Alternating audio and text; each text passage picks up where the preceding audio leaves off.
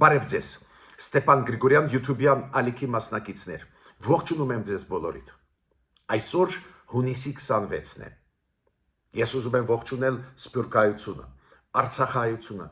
բոլոր առանց բացառությամբ Հայաստանի Հանրապետության քաղաքացիներին։ Բարդ զարգացումներ գնում են Հայաստանի ներսում։ Հենց նրան այդ զարգացումներին մենք կտրամադրենք այսօրվա մեր հանդիպումը։ Ինչ է կատարվում, այդ ինչ ձերբակալություններ են, այդ ինչ հայտարարություններ են, իշխանության կողմից պատասխանում է պրոռուսական անդիմությունը, ինչ է կատարվում։ Այսօր անպայման կխոսենք, ինչքան վտանգավոր են այդ պրոցեսները, ինչ վտանգներ են իր մեջ պարունակում միջազգային արձագանքի տեսանկյունից։ Շատ ափսոս, որ իշխանությունները չեն կարող կենտրոնանալ այն սպառնալիքներին, որոնք գալիս են դրսից, քանի որ ներսում հայտնվում են ուժեր, որոնք ուզում են ապակայունացնել Հայաստանը, նույնիսկ չեմ բացառում, որ ուզում են հեղաշրջում անել։ Նայեք շատ հասարակ բան։ Նախագահ Էրդողանը, Թուրքիայի նախագահան, որը մի քանի օր առաջ հանդիպեց վարչապետ Նիկոլ Փաշինյանի հետ, եղավ Հաագայում, Հոլանդիայում, ՆԱՏՕ-ի գագաթնաժողովում ու իր բրիֆինգում այդ գագաթնաժողովից հետո նշեց, որ օկուպացիայից, այդպես կոչված օկուպացիայից ազատագրվեց Լեռնային Ղարաբաղը։ Ադրբեջանը այսօր Ստեփանակերտում անցկացրեց ռազմական շքերթ։ Ինչ անհրաժեշտություն կար։ Իրանք էթնիկ զտում արեցին, վրընդեցին, հանեցին հայերին Լեռնային Ղարաբաղից։ Ինչ անհրաժեշտություն կա այս ձևի ռազմական մկաններ ցուցադրել։ Իսլամական համագործակցության կազմակերպության արտաքին գործերի նախարարների խորհրդում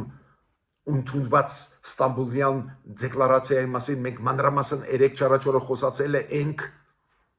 դա էլ է լուրջ քայլ արված Ադրբեջանի կողմից Հայաստանի դեմ։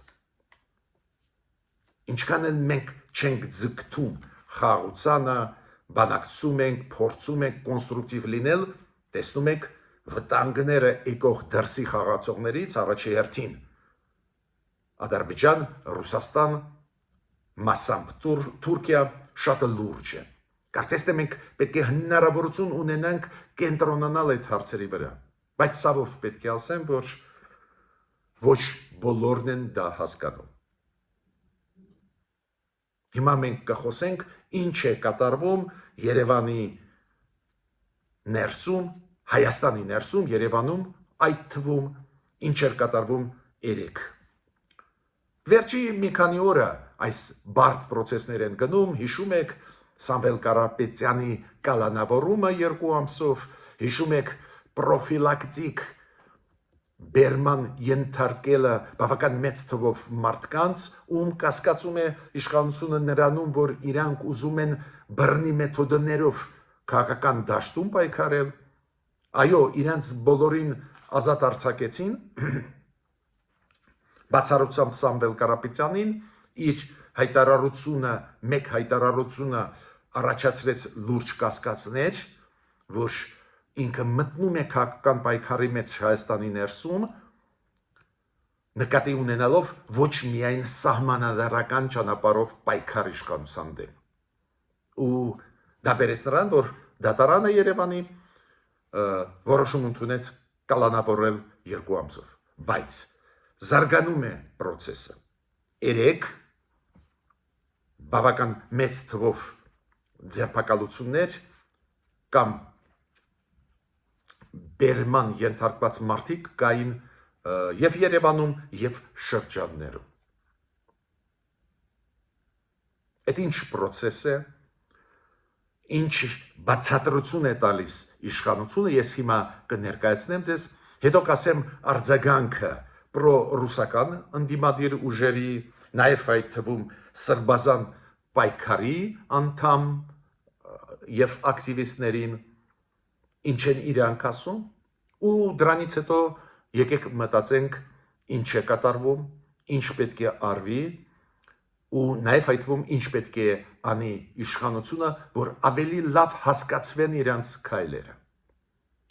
Այս մեկ օրվա մեջ ես ստացա տարբեր տեղերից ինֆորմացիա ու զգում եմ, որ շատ ու շատ տեղերում չեն հասկանում ինչ է կատարվում։ Նաև այդ թվում դիվանագիտական շրջանակներում, քաղաքական շրջանակներում, նաև այդ թվում եվրոպական քաղաքական շրջանակներում։ Ուրեմն անելիքները այստեղ շատ լուրջ են իշխանությունների։ Ուրեմն ինչի մասին խոսքը գնում է։ Ուրեմն մեր քննչական կոմիտեն, ինչքան հասկանում եմ, մեղադրանքով, հայտարարությունով հանդես եկավ 3 առավոտ, դա եղել է մոտավորապես առավոտ ժամը 10-ի կողմերը, ու մեր քննչական կոմիտեն մեղադրեց այս սրբազան պայքար շարժման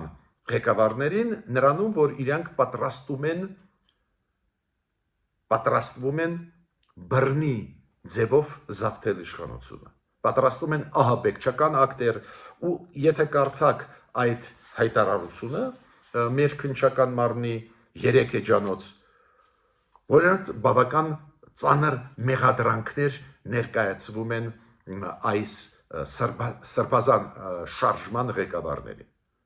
պատրաստել ահաբեկչական ակտեր, պատրաստել սադրանքներ, նաև այդում Երևանում, նաև հրկիզել մեքենաներ, տարբեր օբյեկտներ, նաև փակել ճանապարհներ, չգիտեմ, քանդել կամուրջներ, նու եթե կարդաք տեքստը, իրոք ծանր տպավորություն է թողնում, որ իրանք պատրաստում են խմբեր, բաժանվեցին խմբերին, այս հայտարարությունը իր մեջ պարունակում է եկա մեծ փունջ մեղադրանքների այս շարժման, սրբազան շարժման ակտիվ եւ ղեկավար կազմի նկատմամբ։ Հիմա ավելի ուշ քննչական կոմիտեն հայտարարեց, որ ինքը հրապարակեց ձայնագրություններ, որոնք արվել են պարզագաղտնի, հետևելով մի շարք մարդկանց, նաև այդ սրբազան շարժման ղեկավարներին, նաև այդում Բագրատ Գալստանյանի։ Ու եթե լսում եք այս ձայնագրությունները, շատ կարճ, 1-2 րոպեանոց, մենակ մի ձայնագրությունը 7 րոպեից ավել էր, այնտեղ իրոք լսվում են ձայներ, բավական նման, նույն Բագրատ Գալստանյանի ձայնին, ու իրոք այնտեղ ինչ-որ պատրաստականություն, ինչ-որ պայմանավորվածություն, մարդիկ իրար մեջ ձեռք են բերում, ստեղծել խմբերը, որ զինվեն, չգիտեմ ինչ անեն։ Այդ ձայնագրությունները պարզա մեծ արձագանք ստացան հասարակության մեջ, մարդիկ քննարկում են, քաղաքական ուժերը, առանձին մարդիկ, փորձագետները։ Այս փաստերի հիման վրա քննչական կոմիտեն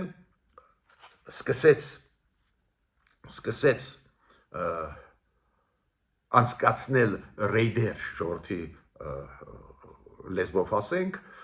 նաև խուզարկություններ տարբեր տեղերում, տարբեր մարդկանց բնակարաններում, տարբեր գրասենյակներում, տարբեր կազմակերպությունների բերման են ենթարկվել, ինչքան ես հասկանում եմ 16 հոգի, գործեր հարուցվեցին, գիշերը դատարանը որոշում ընդունեց, քանի որ քննչական կոմիտեն այդ գործերը մեղադրանքներով ուղարկեց դատարան, գիշերը դատարանը մի քանի որոշումներ կայացրեց, մի մասը այսօր ժամը 11-ին, որոնց համաձայն 15 հոգի կալանավորվեցին։ Սկզբից բերման ենթարկվեցին, հետո իրանց դեմ գործ հարուցվեց, ներկայացվեց ու գործը տեղափոխվեց դատարան, որտեղ որ դատարանները բոլոր գրեթե այդ գործերը բավարարեցին դատարանները ու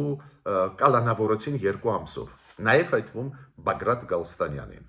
այդ սրբազան շարժման կամ սրբազան պայքարի առաջնորդին։ Հիմա պարզ է, իշխանությունները բացատրություն են տալիս, մի քիչ ուշ կասեմ բացատրության մասին, բայց պատկերը ներկայացրեցի խուզարկություններ, բերման ենթարկված մարդիկ, ավելի ուշ դատարանների որոշումներով կալանավորված մարդիկ, այս պայն ինչքան հասկացա 15 հոգու մասին է խոսքը, նաև հայտվում Բագրատ Գալստանյանին։ Պետք է ասեմ,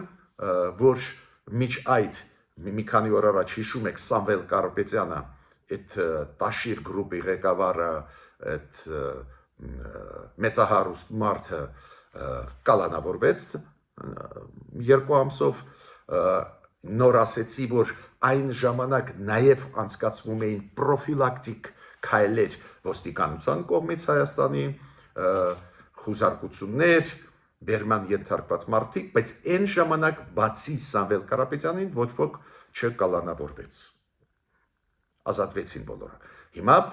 գնաց փուլ, երկրորդ փուլ պրոֆիլակտիկ քայլերի իշխանությունների կողմից,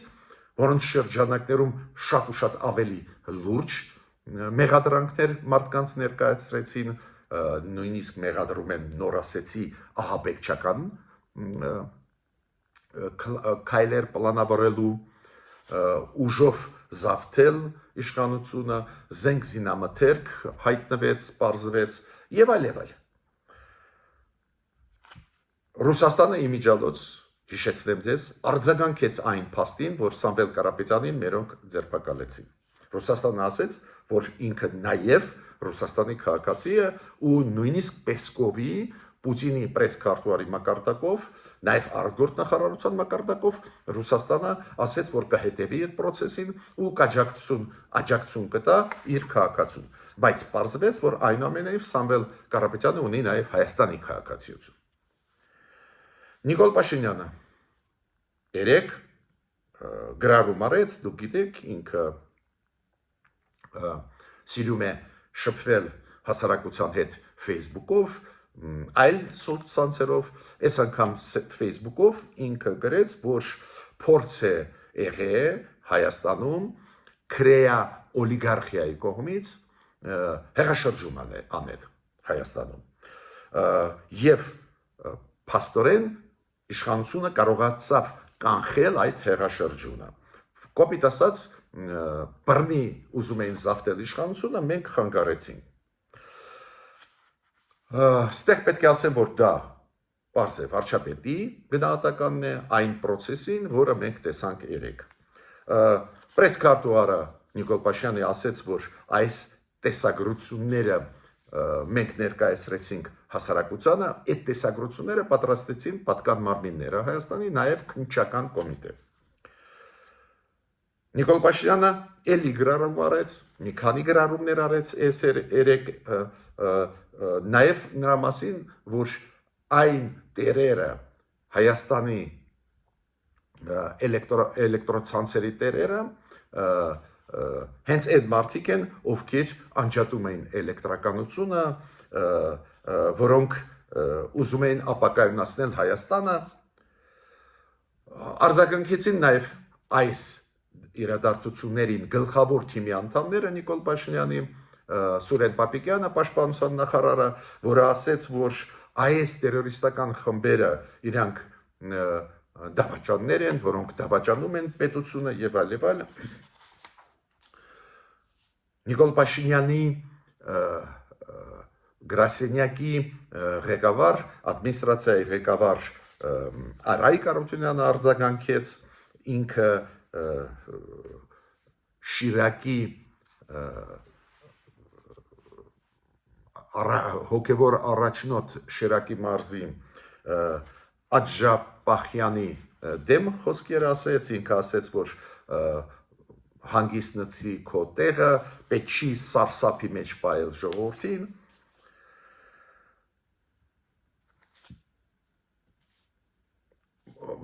Բավական լարված վիճակ է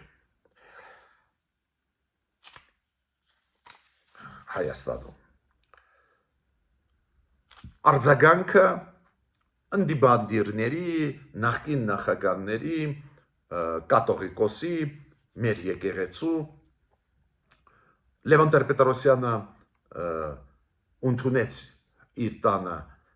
կաթողիկոս Գարեգին II-ին, խոսեցին ստեղծված իրավիճակից, պարզ է Լևոն Տեր-Պետրոսյանը նորից սատար կանգնեց կաթողիկոսին, Սամվել Կարապետյանը գտնվելով բանտում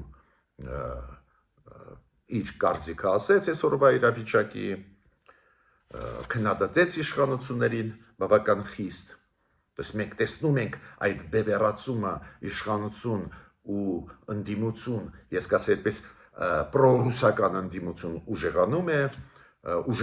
է հակադրումը կաթողիկոսի եւ Նիկոլ Փաշինյանի, ես պետք է ասեմ, որ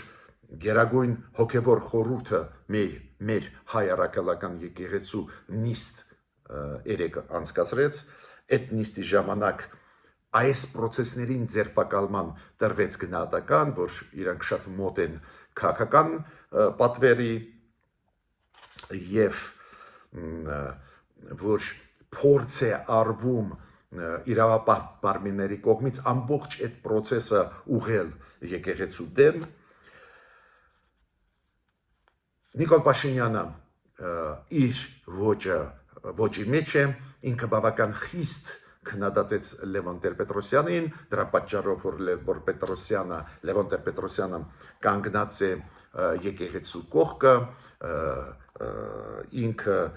նաև քննադատեց այն քաղաքականությունը, որը Լևոն Տեր-Պետրոսյանը վարում էր, երբ որ Լևոն Տեր-Պետրոսյանը նախագահ էր,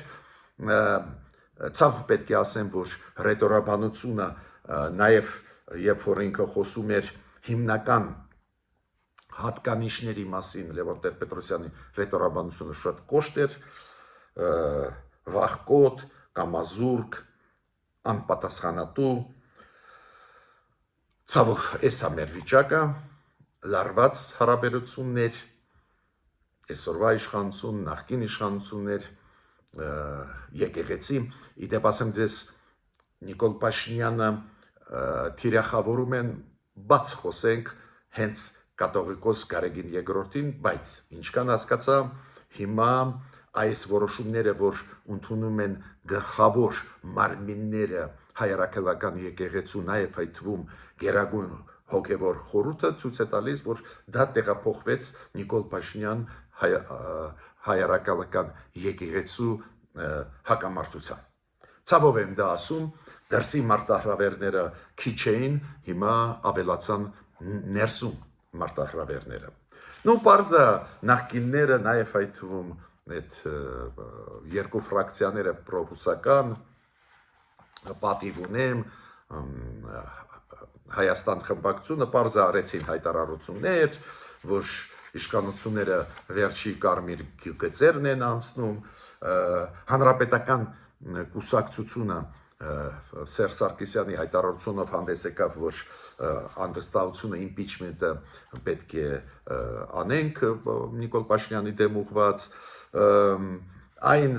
պատգամավորները Հայաստան խմբակցությունից օրինակ Գառնիկ Դանիելյանը ասում է, որ այս տեսանյութերը դրանք ֆալսիֆիկացված են, կասկածի տակ է դա դնում։ Ես այստեղ հատուկ ուզում եմ ձեզ ներկայացնել նույնիսկ այն բարապաշարը, որը օգտագործում են կողմերը իրար դեմ, ցավով շատ ծանր տպավորություն են թողնում, նաև ընդդիմադիրները պրոռուսական մեր պարլամենտի ասում են, որ Հայաստանում սկսվեց տերոր եւ բռնություն քաղաքական դաշտում, բայց հիմա ես ուզում եմ անցնել ֆիքսելով այս հակամարտությունը, լարված վիճակը, քայլերը արված իշխանությունների մոտ ուզում եմ մի քանի մտքերով ձեզ հետ կիսվեմ։ Ես փորձեցի անաչառ ներկայացնել իշխանությունների քայլերը, իշխանությունների հայտարարությունները, նաև այդ թվում Նիկոլ Փաշինյանի հայտարարությունը, նաև այդ թվում Գարեգին Երկրորդի դեմ, նաև Լևոն Տեր-Պետրոսյանի դեմ, նաև Սամվել Կարապետյանի դեմ եւ պատասխանները մասամբ ներկայացրեցի տարբեր այդ պրոռուսական ուժերի քննադատությունները իշխանության նկատմամբ ու գնահատականը երեկվա ձերբակալությունների process-ին։ Իրանք ասում են ռեպրեսիաները սկսվեցին, իրանք ասում են, որ բռնություն է, տերոր է ընդդիմության դեմ։ Գիտեք, այս process-ը սխալ է դիմել, ուսումնասիրել մեկ հարթակում։ Այդ process-ը մենք պետք է ուսումնասիրենք երկու հարթակներում։ Հասկանանք իրավիճակը։ Այ հենց դրա պատճառով ես այսօր մտա եթեր ու ձեզ հետ քննարկում եմ այդ հարցը։ Կարևորագույն հարթակը դա քաղաքական հարթակն է։ Քաղաքական տեսանկյունից շատ հասկանալի է ինչ է անում իշխանությունը։ Իշխանությունը ստացավ ինֆորմացիան ու բարեբախտաբար սկսեց հասկանալ, որ Ռուսաստանը ուզում է Հայաստանում միջև ընտրությունները հեղաշրջում անել։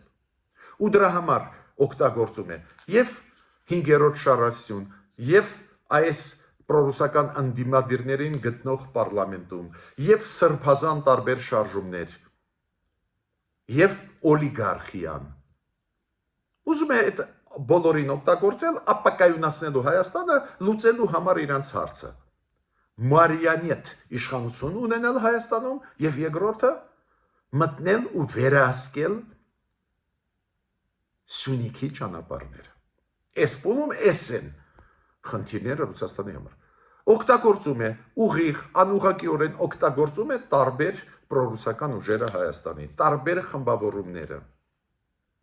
Այդ իմաստով միանշանակ քաղաքական հոտարություն իշխանության մոտ կա։ Իրանք հասկացան այդ վտանգները։ Ավելին ձեզ ասեմ, նույնիսկ քննչական այդ կոմիտեի փաստերը,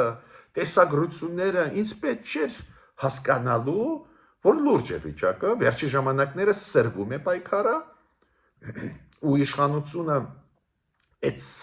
սրման պայքարի մեջ բավական ակտիվ է, ինքն էլ սրում է, պես բևեռացում է գնում սև ու սպիտակ, ու ակնհայտ վտանգներ։ Նորից կրկնում եմ, ինձ պետք չէին այդ քննչական մեր մարմինների աշխատանքը կամ տեսագրությունները։ Ինչու՞։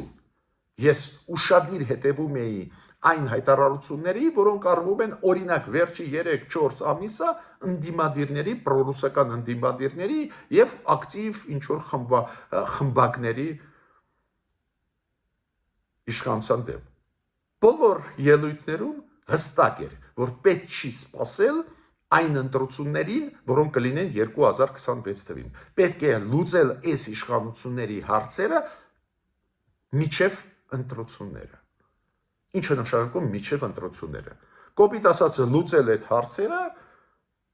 վռնդելով այս իշխանություններին, բռնություն կիրառելով, քանի որ մեր սահմանադրությունը մենակ մի ձև է նախատեսում իշխանությունը փոխել։ Գնալ ընտրություններին, մասնակցել 2026 թվին ու ընտրել կամ վերընտրել այս իշխանություններին, կամ ընտրել նոր իշխանություններին։ Ցանկացած այլ հայտարարություն դա մոտ է նրան, որ կոչ է արվում հեղաշրջում Հայաստանում անել։ Օտարել այս իշխանություններից, իշխանությունը այլ ձևերով։ Այդ իմաստով քաղաքական արձագանքը իշխանությունների շատ հասկանալի է։ Իրանք հասկացան այդ վտանգը, ստացան ինֆորմացիան, որ ինչ որ փող է բաժանում, ինչ որ քայլեր են արվում, ինչ որ խմբավորումներ են ագրեսիվ պահվածքով շարժվում Հայաստանի ներսում ու սկսեցին ինչ որ պրոֆիլակտիկ քայլեր։ Երեք ոչ միայն պրոֆիլակտիկ քայլեր էին, նաև սկսվեցին ձերբակալություններ, կալանավորումներ։ Բայց կա մյուս հարթություն, որի վրա ուշադրությունը մեր իշխանության դարձնում են։ Այդ երկրորդ հարթությունը դա կոչվում է իրավական հարթություն։ Գիտեք, շատ կարևոր է այդ քայլերը անել, պահպանելով բոլոր նորմերը։ Օրենքի շրջանակներում այդ process-ը պետք է լինի, թափանցիկ process պետք է լինի։ Օրինակ իշխանությունները ասում են, մենք ունենք լուրջ տվյալներ, որ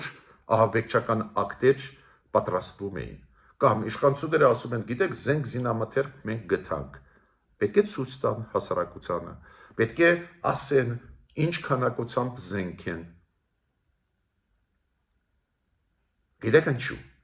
Քանի որ կա նաև միջազգային հանրություն։ Մեր ուժը, որ մենք դիտվում ենք որպես ժողովրդավարական երկիր։ Ուրեմն նույնիսկ եթե մարդիկ սխալ են արել կամ պատրաստել են շատ վտանգավոր քայլեր պետականության դեմ, նույնիսկ իրանց նկատմամբ պետք է պրոցեդուրաները բոլորը դա իրավական այդ բոլոր քայլերը լինել ճիշտ։ Քանի որ շատ ու շատ մարդիկ ասում են, դե միշտ էլ այդպես է, էլի, սկսում են հետապնդել ընդդիմադիրներին, իրանց վրա ամեն ինչ գցում են, բոլոր մեղքերը։ Միշտեր մենք գիտենք, որ Հայաստանը հիբրիդային պատերազմի տակ է Ռուսաստանի կողմից։ Մենք գիտենք, որ ստեղի գտնվող Ռուսաստանի պրոքսիները իրոք ուզում են ուժով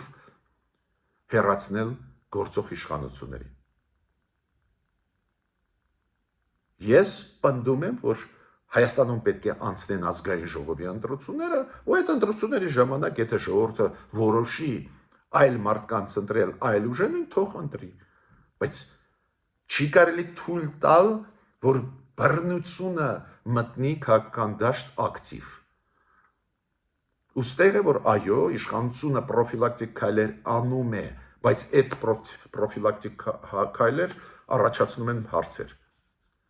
Այդ լուրջ մեղադրանքներ են, որ մարդիկ պատրաստում էին, ասենք, հրկիզել մեքենաներ, խուճապ տարածել հասարակության մեջ, ինչ-որ կամուրջներ փակել, ինչ-որ անցումային կետեր այրել, վառել, լուրջ վտանգներ են։ Փաստերը պետք է ուժեղ լինեն, ապացուցելի լինել։ Այստեղ է, որ իրոք աշխատանք ունի իշխանությունը։ Ունի։